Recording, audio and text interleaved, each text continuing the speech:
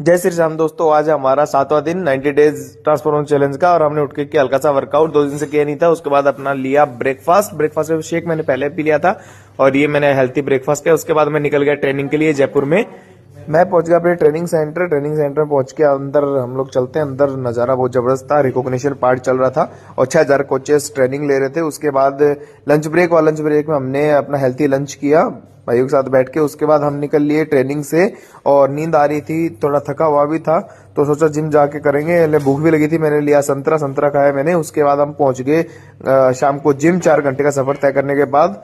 और जिम पहुंच के मैंने पहले किया हल्का सा वार्म अप करने के बाद मैंने अपना, आज मेरा चेस्ट डे था और ट्राइसेप्स डे था, तो उसके जितने भी वर्कआउट्स थे जो मेरे प्लान के अंदर थे वो मैंने सब कंप्लीट किया। लास्ट में मैंने हल्का कार्डियो किया 30 मिनट का। उसके बाद मैं घर आके मैंने अपनी डाइट बनाई, प्रोटीन डाइट, और शेक पी लिया था। कमरे में बैठ के मैंने अपना खाना खाया। ये आज की मेरी फोटो है। जय श्री श्याम।